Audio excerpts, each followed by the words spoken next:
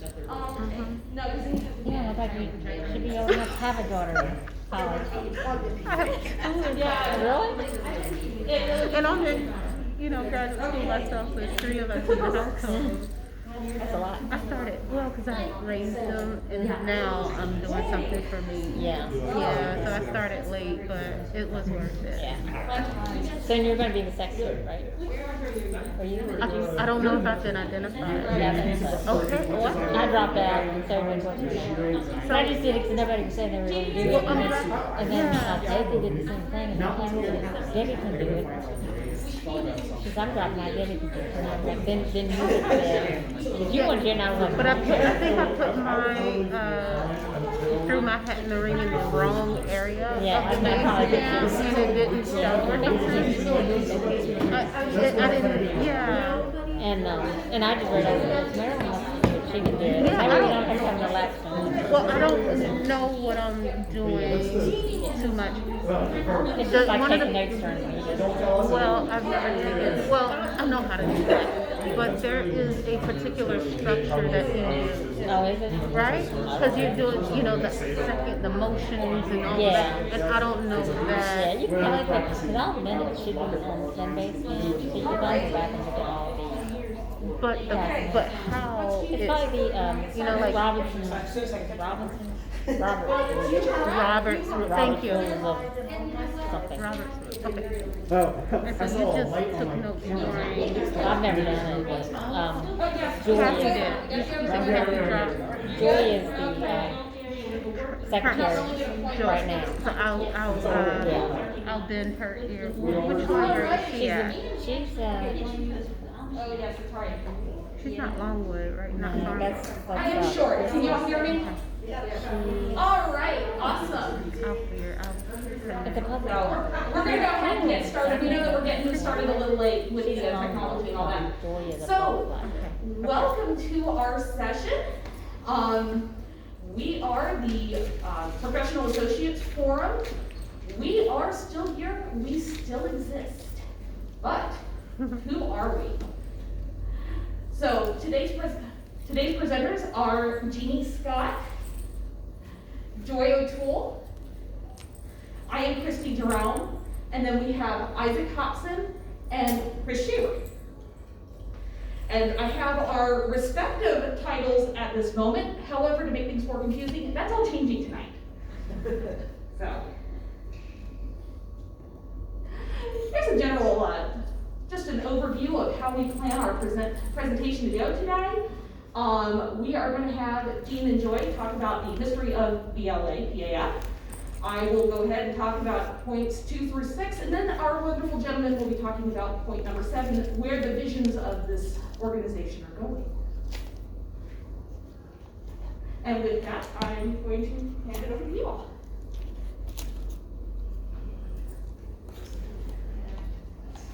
Hi, I'm Joy O'Toole, and I just wanted to give you just a kind of a really, really quick survey of the last 40 years of PAF.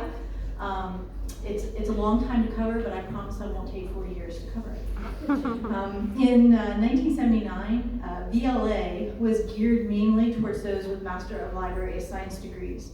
So 2 paraprofessionals, which is what they were known as back then, Margaret Beatty and Lee Adams from Central Rappahannock Regional Library in Fredericksburg, wanted to see if VLA would also support library staff that didn't have their degrees. So in April of 1979, they sent out a questionnaire to a random selection of public and academic libraries in Virginia, asking their colleagues if they would be interested in a VLA forum geared specifically to paraprofessionals. After a strong response from recipients throughout Virginia, paraprofessionals were invited to attend an informational meeting at the VLA annual conference in November of 1979.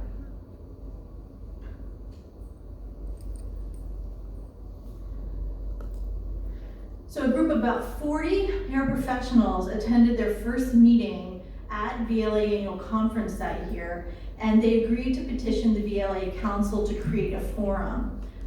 4 were chosen to lead the group, and to actually do the petitioning to the council. And on December 13, 1979, the VLA Executive Council unanimously approved the Paraprofessional Forum.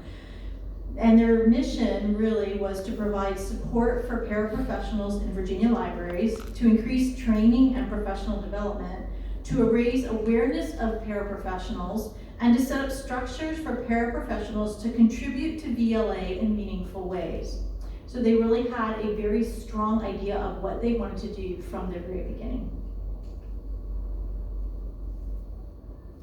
The Virginia Library Association Paraprofessional Forum, also known as the VLA PF, is one of the oldest support staff associations in the country and has national influence through its conference and the work of its activists. In May 1981, the VLA Council passed the forum's resolution to place high priority on paraprofessional recruitment into VLA and request that library directors support paraprofessional participation in VLA. With VLA Council encouragement, more paraprofessionals began to have an active role in the association. Lee Adams was one of the first paraprofessionals appointed to a VLA committee. As they became more involved in VLA, they also created a logo for their forum. And you can see that logo there. That was their very first logo. They began to give workshops at the VLA annual conference, and then they started workshops twice a year specifically for paraprofessionals. Work in the VLA-PF in the 1980s did much to lay a strong foundation of energy and creativity that has characterized it since its beginnings. The 1990s saw several important milestones. First, the VLA-PF held its first two-day conference in May 1993. 270 people came to that first conference, mostly from the East Coast states, plus Tennessee, Ohio, Wisconsin, and California had people attending. This led to a national recognition of the forum. Like I said, this was one of the oldest forums, and so it was kind of a trendsetter, so people sent paraprofessionals from other states. As a result, the VLA Executive Council members took more notice of the forum, leading to the first paraprofessional in the Executive Council in 1995, when Linda Hahn was elected treasurer. In 1995 and 1996, a disagreement within VLA arose over the suggestion that Virginia Library Journal, the Virginia Librarian, change its name to Virginia Libraries. So this was a big controversy within Virginia that led to national recognition when the Library Journal, the magazine, actually took notice and wrote an entire article on paraprofessionals, what was going on with paraprofessionals, and the two you see here are from the VLA PF. They were actually the co-chairs that year, Ona Turner and E.A. Mayo, and they were featured on the November 1995 cover of Library Journal when it talked about paraprofessionals over the entire country. And you can still read that article. If you ask me afterwards, I'll tell you how to get a hold of it.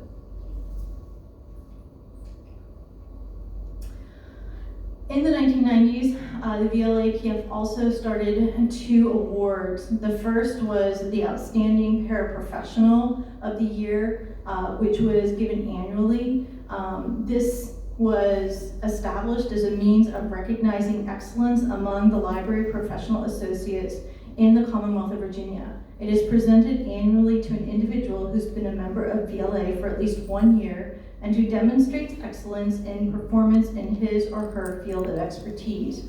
This individual should also be someone who fosters communication among library employees throughout the Commonwealth and advances and strengthens the image of professional associates. And so they were really pointing out that professional associates are also, can see this as a very strong professional position within Virginia libraries.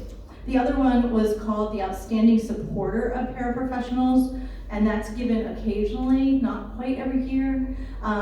It was established as a means of recognizing an individual who has provided significant support to their staff and who has been a champion for library support staff in Virginia libraries. 1999 saw and that was 1996, And in 1999, we saw the first paraprofessional elected as an honorary life member in VLA, Ruth J. Turner, that year.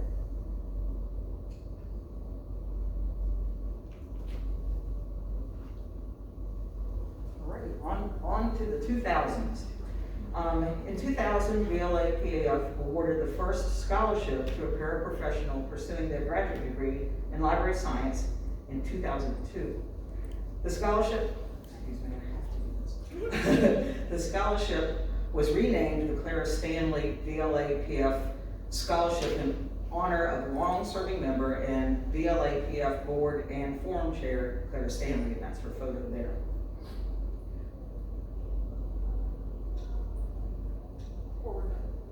Is the actual arrow? The actual arrow. Sorry, technological difficulties. Okay. The VLA PF continued to grow in the 2000s with a well-attended annual conferences, strong support for paraprofessionals in Virginia, building interaction and paraprofessional associations from other states, and a regular supply of leaders for VLA officers. In 2000, an effort spearheaded by VLA PF Chair Carolyn Tate, which asked the Library Journal to recognize an outstanding paraprofessional each year, just as they recognized an outstanding librarian each year, was rewarded, and Library Journal's first paraprofessional of the year, one of VLA PF's own member, Beth Perkins, was selected, and it's her photo there. In the 2010s, that's when names became a little bit more important. What's in a name is important because it does define who we are. During the 2014 VLA PF conference, VLA President Kevin Smith announced that the VLA Executive Committee and Council have approved a new name for the forum, the VLA Professional Associates Forum. And that from that point on, I think it was one of those things that helped us to realize that, yes, we are professionals and we perform very, very vital duties for our libraries, and emphasize the professional aspect of the name. In the mid-2010s, the original two-day conference format was reduced to one day in an effort to reduce costs and increase attendance, because those dollars are a little bit dear and it's hard to get library directors to let go of us for more than a day at a time. This was done as a result of the economics at the time, which had impacted many library systems throughout the Commonwealth. Those who attended were enthusiastic about the opportunity to learn from each other and take advantage of the networking opportunities that they would not otherwise have had. And just as a list of the Clara Stanley VLA PF scholarship winners that we've had over the years, these people have gone on to earn their library degrees and become professionals in the field. And this is a list of the outstanding paraprofessional and professional associates award winners for the last few years.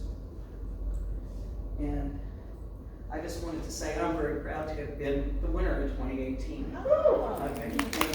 Joined me a little bit. That was extremely exciting. Okay. And we sent out, earlier this fall in preparation for the conference, we sent out a survey asking people about their experiences that they've had with PAF, and we heard back from quite a few of them. I've included some remarks. I have some other remarks to share besides the ones that we have on the slide, because I think this really hits to the heart of what we do. The experience of connecting and learning with staff from other library systems about the opportunities and challenges we all face in our roles supporting the important work of our libraries. Giving library professionals a platform to sharpen their skills and be heard. Giving an equal voice to a group that is underrepresented and underappreciated in a very hierarchical field. Facilitating communication and education among our peers. And I think of as paraprofessionals, we can feel less than professional because we aren't full-fledged librarians. The PAF helps us feel recognized, supported, and valued as important parts of our libraries. Another question that we had asked were some of the biggest takeaways from a VLA PAF event. Besides the things that we have mentioned here, are these other quotes. it was impressively practical. VLA Annual is a wonderful conference, but the sessions have always been very theoretical in nature, but much of the PA content dealt with how do you manage X in your library. Another comment, when I attended my first conference, I began to realize that my job as a library assistant could be a lot bigger than it was currently. I met professional associates from all over Virginia who were doing great things in libraries and weren't necessarily held back because of not having a master's degree. It was eye-opening, and I returned to my library determined to keep growing and learning. That, plus good mentoring from my supervisor, allowed me to build a position in my library that led to more responsibility and a bigger role in several areas of work in the system. And the last quote, I learned a lot about various roles and positions in the library that did not require a master's degree. I learned that a large percentage of library workers are not librarians, and that our work is valuable and can be a great career. 2019, that was after our last one-day VLA PAF conference in 2018, a decision was made by VLA PAF Executive Board in conjunction with the Executive Director of VLA to make some much needed changes. We realized that VLA PAF needed to increase its membership and participation levels so that we could have a strong foundation with enough members to adequately support conference planning, because that takes a village, and into the future. Institutional VLA memberships were made available then, and that increased the total number of VLA members, which also included professional associates throughout the state. The next step was the idea to use 2019-2020 as a planning period, in which there would be regional mini workshops, followed by a one-day mini conference without a keynote speaker in 2020. These changes were intended to increase active membership in PAF and return to a two-day conference format every other year, beginning in the spring of 21. Then COVID happened, putting a hold on everything.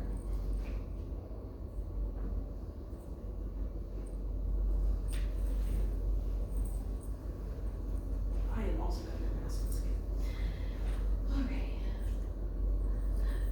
So as Jeannie said, we had some changes that needed to be made. So these were due to factors such as conference cost. We had rising venue prices, food costs, and lower attendance.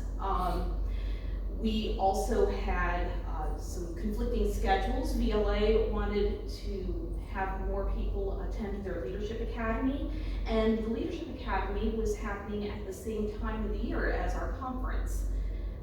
So we thought that by alternating years and turning our conference into a biennial schedule, we could therefore alternate years between when we had our conference and then when the Leadership Academy happened. The other thing that we found out was that less and less people were hearing about us.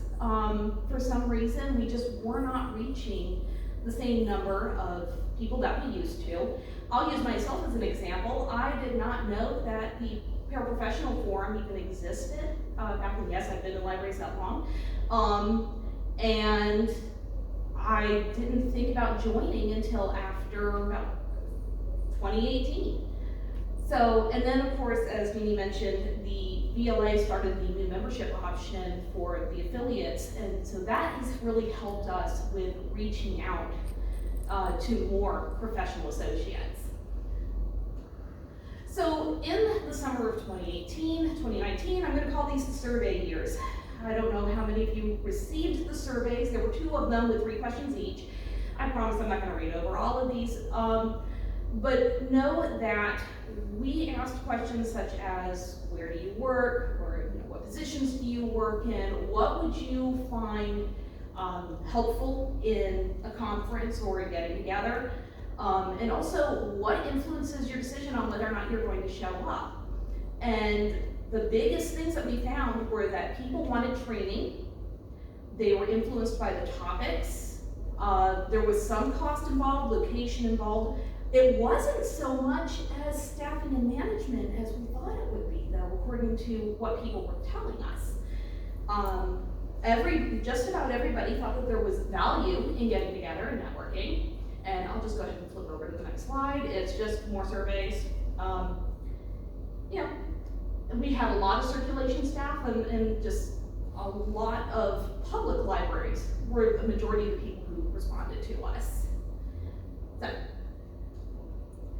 So because of the fact that we were going to start alternating the conference years, well, we said, you know, people are gonna forget about us in those off years. And then they said, well, our bylaws say that we have a regional workshop that we're supposed to put on. Well, the way that the schedule of the regional workshop originally worked was that it was a one-day workshop held in one region, supposedly every year. We have 6 regions in Virginia. That means that it's gonna take 6 years for the next workshop to get around here. So I talked with all of our people, and I talked with Lisa, and I said, why don't we do the regional workshops in those off years from the conference and do one in every region? And that's what we started doing. And so we had everything set up. We had, I don't know if you remember the Accidental Librarian regional workshops that we were getting ready to start 2 weeks before COVID hit. Yep. 2 weeks. Okay, so we had the topics, we had speakers, we had locations, dates, times, everything was planned. We held our first one on March 4th at Longwood University. And then COVID hit. Although, I have to say that launch day was wonderful. We had a lot of people who were participating, it was interactive. There were a few takeaways that I did from that, and that is check your technology first and bring a pair of flats to wear. Because I was running across campus in heels, and that was not fun. So, with the fact that we had to do this biennial schedule, how many people know what a Gantt chart is? Nobody? Okay. So a Gantt chart is a wonderful business model used for planning events and scheduling. This was one of the best things I ever learned in my brief stint at a community college. So we scheduled out when we started planning. You can't see November on the side of the screen, sorry. But we started planning in November 2019, got all of our planning done in time for March. That's not how we want to do it in future months. So we kind of scheduled out, and this is when you're supposed to start planning. This is the simpler one. I have a more detailed one elsewhere. You're welcome. So, along with all of this reformatting, we had COVID happen. We said, well, we must press on. So, we now needed to restructure our committees. We had about 6 committees. There was a scholarship basket committee, there was a marketing committee, and a social marketing, committee. And it's just like, we need to make this easier. So, we went ahead, we instituted a conference committee, a regional workshop committee. We combined the marketing and the social media together, changed the scholarship basket over to fundraising, so that way, in case we ever had any other things that we needed to do fundraising for, kind of thinking off into the future, that would be a good idea. And then I created a wonderful committee called the Knowledge Management Committee. This is our most popular committee at this time. Everybody wants to do this because they're doing all the history research and going through all of digitizing and finding all of our stuff so that way we can try and put it into one place. Because right now it's all over the state. Oh, I went too far, didn't I? Sorry. So, another thing that we did is we went ahead and redefined officer responsibilities. If you noticed when I was doing the introduction, we had a lot of people with chair in their name. And that's because the chair is a 3-year commitment. It's just, they change. So you start out as a chair-elect, you become the chair, and then you're the immediate past chair. This is just to kind of help with continuity and different things like that. So, without getting into too much of the details, we went ahead and redefined what the different positions were, and know that, you know, all of these different groups get to participate in the board. And then, of course, I will run through this. This is just, once you ever change anything, you have to write it up in the bylaws. And so we do have new bylaws that need to be posted to the website. So I simplified that for you. If you ever want to read bylaws or talk policy, I'm always free. So.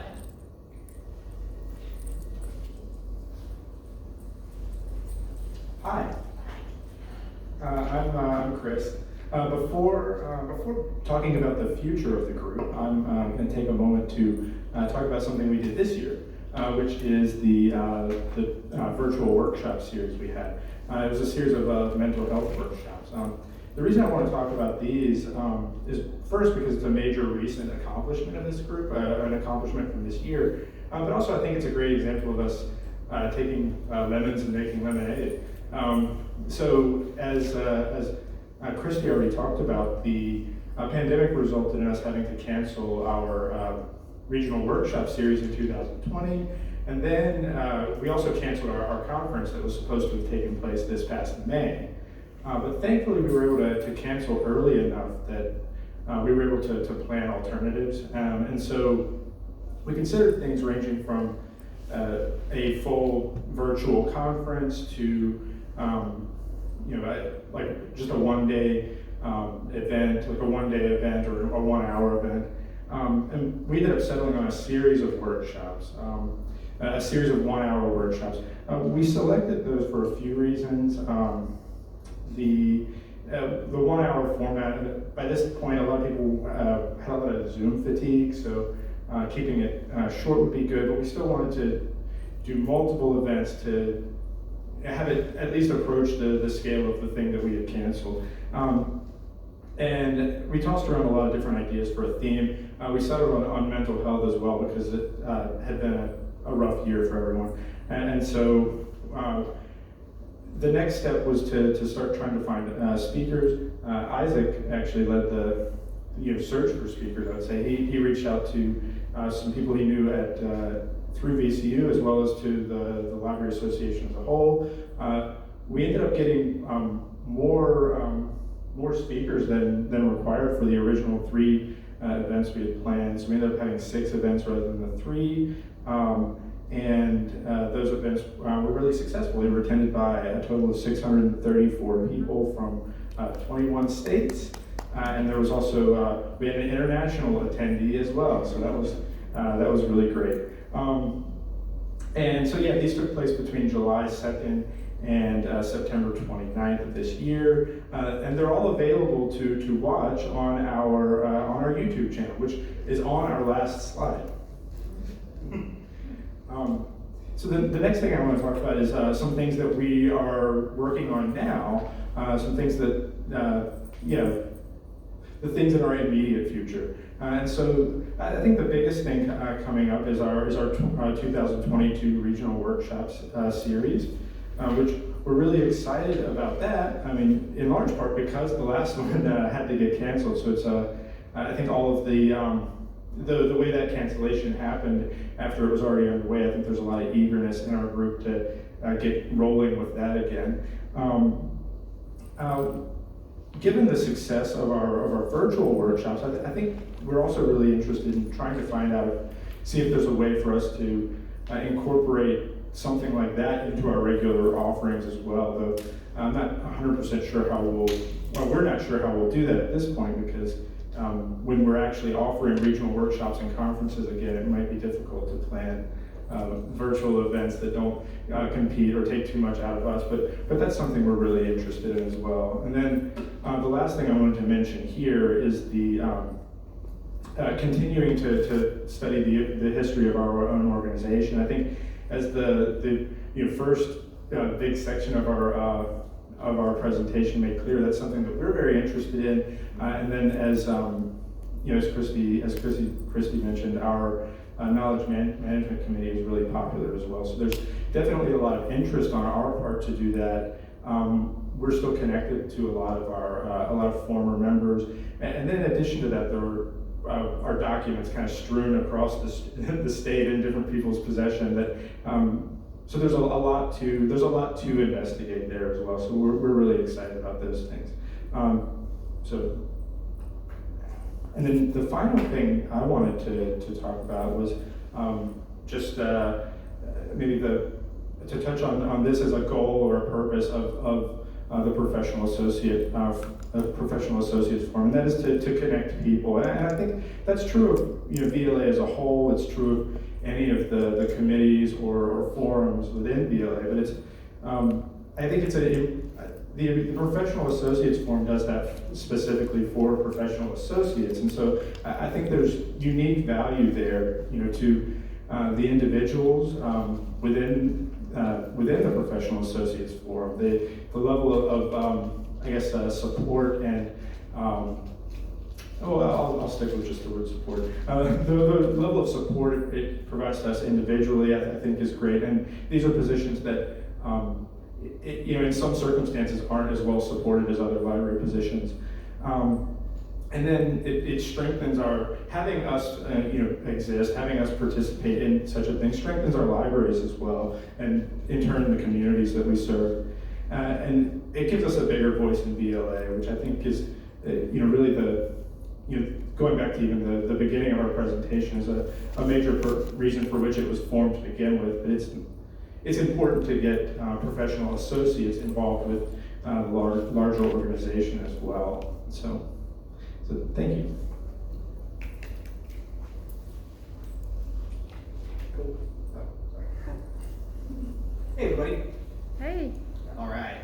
So ultimately, you've heard about our past, our present, and our future. But what does this really mean for you? So in a nutshell, the VLA PAF is a platform for you to find opportunities that you can't find in your own current position. When I worked at the front desk at one of my old public library jobs, I was given the task of being in charge of the lost and found.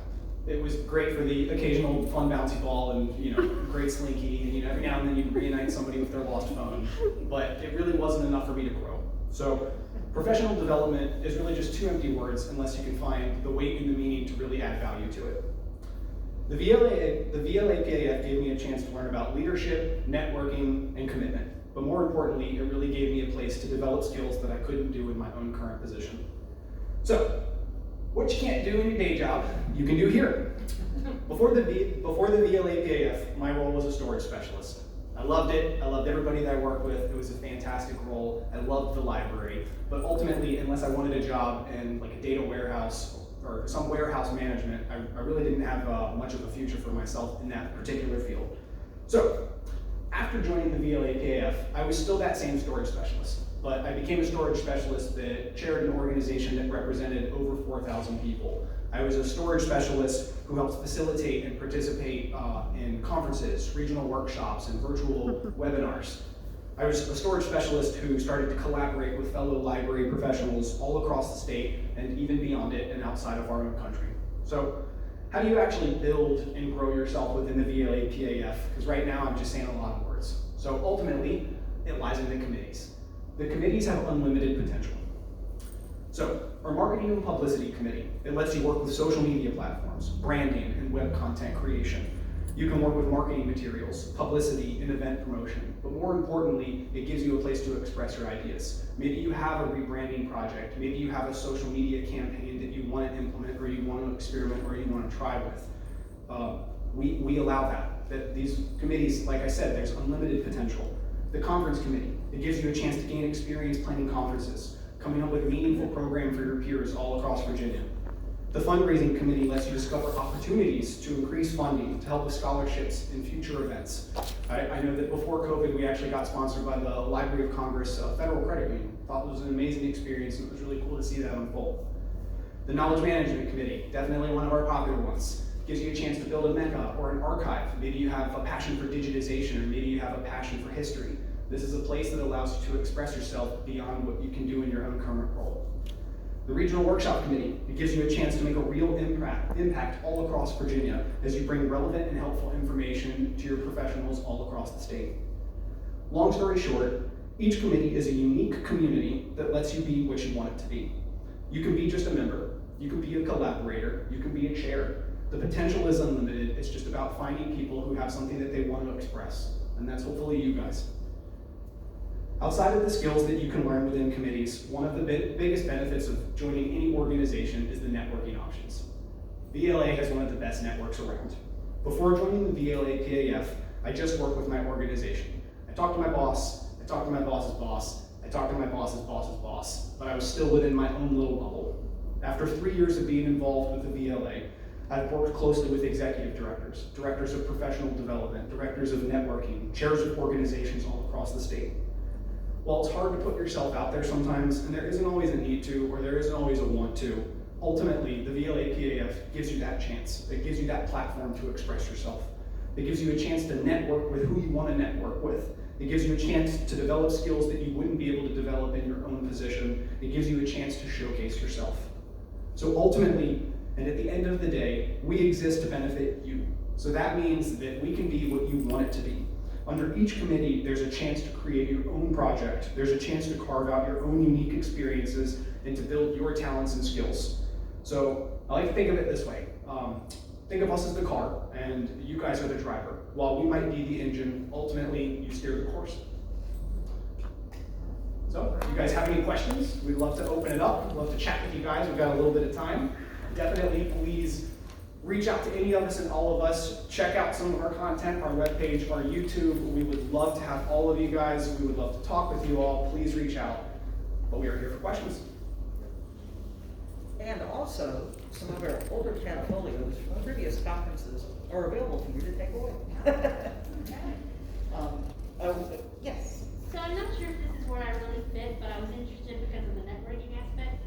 I kind of fell into the library job. I'm a branch manager at a smaller library, but I don't have my master's.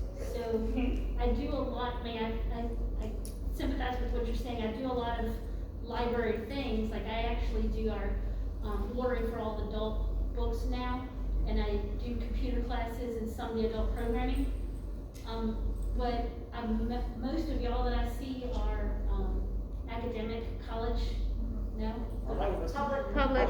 I actually don't. Am I in the right place? Yes, you are. Okay. If it makes you feel better, I don't even work in a library currently, so it's all good. This is a home for a lot of people. I'm an adult. The answer is yes.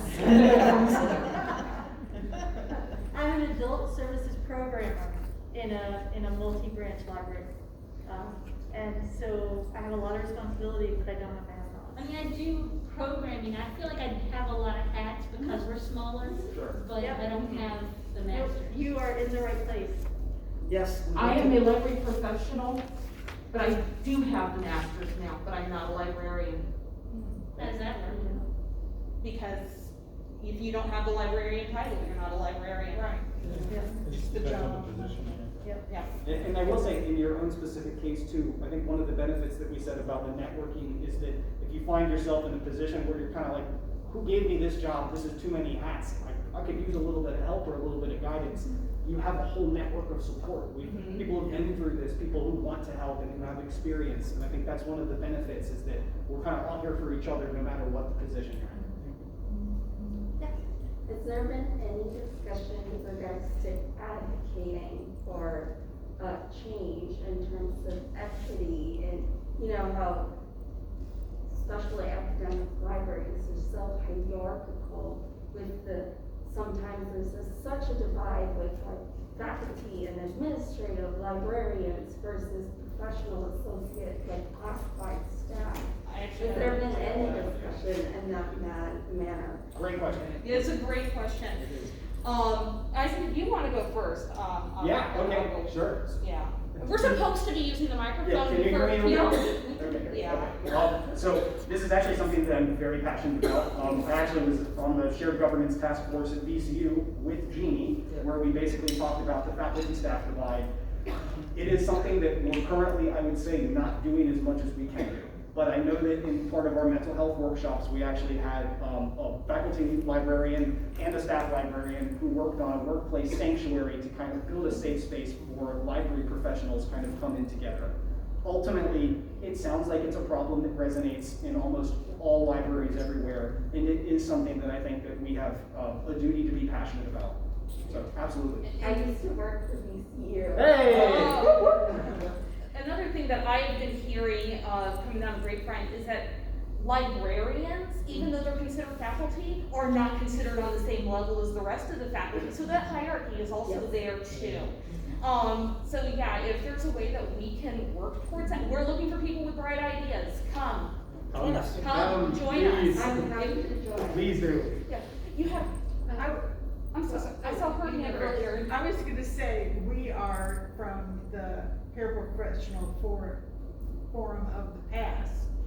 Lindsay took me to a meeting, and I was elected secretary the first meeting. This is way back when Lee Adams was in charge. This We're was talking 1981. 80s, yeah. Oh, wow. So, yeah, and I remember when I was the chair, I brought homemade pickles to serve with the lunch that we had at the one-day meeting at the University of Richmond. So it's been a long time. And you're still here, thank you. Come back. And also, it is We're important. excited to see your energy and enthusiasm. Yeah. Well, also, thank you.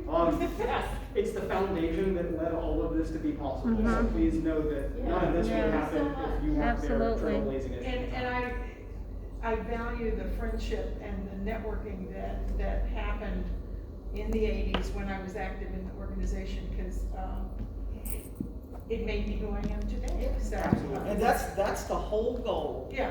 of the professional associates, is to support professional associates all over the Commonwealth in whatever way we can, connecting you with people who have similar interests and similar situations, and then help people to work out issues, and solutions to problems. That's why we're here. Our library system has always been a big supporter of sending staff to the Paraprofessional Forum Conference, what it used to be called. And we look forward to having it back again. Us too. Yes, we need to Yeah, our director is very supportive of sending people to things. Which library system is that? Oh, Jefferson Madison Regional. Yeah. Oh, yes. yes, absolutely, yeah. So we've always sent people. We look forward to seeing that. Great. We are excited about We used to that. have in-person meetings at your campus. Well, and I also think the value for, Lindsay's a friend. She said, come with me. It's that one-on-one. Yep. Absolutely. Come and see what they're doing. And that's I made your him come. Yeah, I wouldn't be here if it was not for Amy and Ms. Lights. This is what it's all about. We want to thank everybody so much. This was so wonderful. Thank you for coming. And our slides are available on the conference website. And we're available. And Please there's reach also out. a handout with this information too. It should be printable. Okay. And if you see us, catch us, and we'll talk to you more, in hallways and around. So thank you all for coming. Thank you all. Also, one additional thing, we do have a business meeting at 5 o'clock. All are welcome. It should be in the schedule which room it is. Okay? Awesome. Come on down. We hope to see some of you there. I'm gonna hang up.